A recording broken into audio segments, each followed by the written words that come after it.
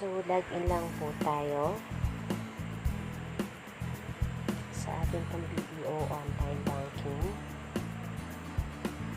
Antayin ko lang yung one-time password.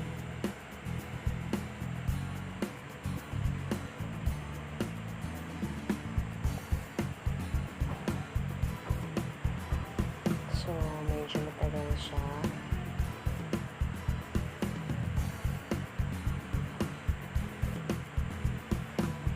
Siguro mag-request na lang po ako ng another one-time password.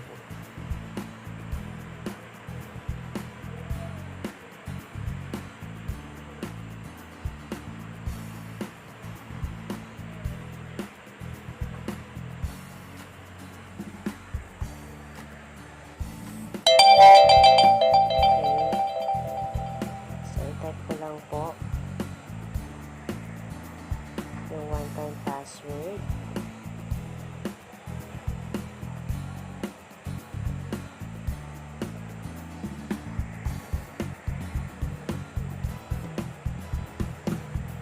Then proceed po tayo. So, dito po sa account ko, bali magsisend po tayo ng pera dun po sa aking loved one through ML Kwarta Padala. So, punta po tayo dun sa send money. And then, piliin po natin yung to other, kasi meron po dyan na pagpipilian. So, doon po tayo magsisend sa to another local bank. Click po natin yung to another local bank. Okay, so mapapansin niyo po dito sender details. So, una yung settlement type. So, pag kinlik niyo po yan, ayan, may pick up, door to door, credit to another local bank. So, piliin po natin yung pick up. And then, ayan. So, mapapansin nyo po, may lumabas pang another form, yung receiver details. Since, magsasend nga po tayo sa ML Kwarta Padala, through ML Kwarta Padala. So, dun po sa transaction type, click nyo po, ayan, piliin po natin yung pick up cash, MLKP. And then, transfer from yung inyo pong bank account. And then, kung magkano po yung isasend yung pera. So, ayan, iisa-isahin ko po muna bago ko ituloy or i-send or enter lahat po ng information na kailangan ko para makapag-send po ako ng pera dun po sa aking loved one. So, yung amount, so kung magkano po yung amount, then ito po naman yung sender name. So, yung pangalan ko ang ilalagay ko dito. Last name, first name, tapos middle initial. Then, address 1. Dito po siya. Address 1, then address 2. Tapos po yung mobile number ko. Yan. Then, birthday ko. Ilalagay ko rin dyan. So, punta naman po tayo. If matapos mo na yung i-send or i-fill up, dito naman po tayo sa receiver details. So, yung padadalhan mo naman kung ano po yung kanyang information na kailangan. So, receiver name, last name, first name, and then middle initial. Tapos po, next, receiver address 1, then receiver address 2. And then, birthday niya, and then gender po niya dito po, so female or male. So mamimili po kayo dyan. then mobile number po niya, and then purpose of transaction.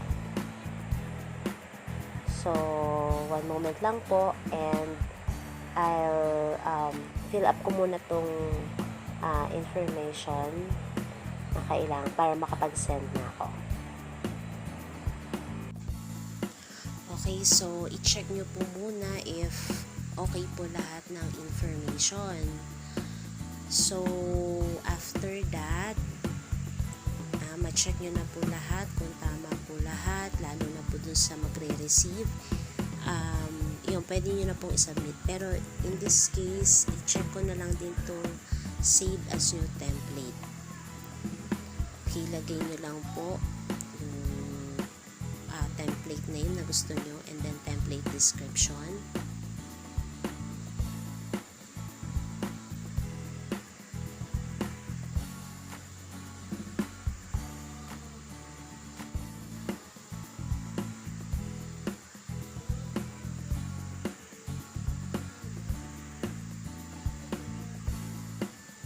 Tsaka nyo po i-click yung submit kung tapos na po ninyo ma-fill up.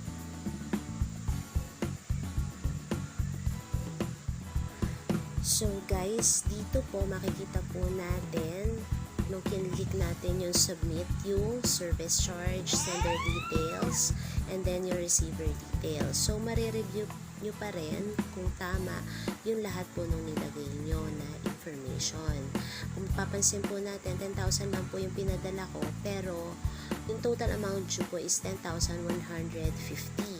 So, meron pong service charge na 150. Kung na-review nyo na po siya na tama po lahat ng information, click nyo po yung continue. Okay po. Kinlik ko na yung continue, and then nag-send po sa akin ng one-time password yung BDO online sa cellphone number ko.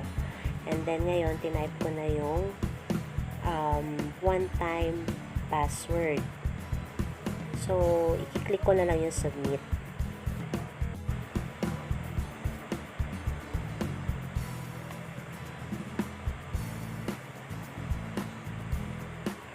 Okay, so tingnan po natin.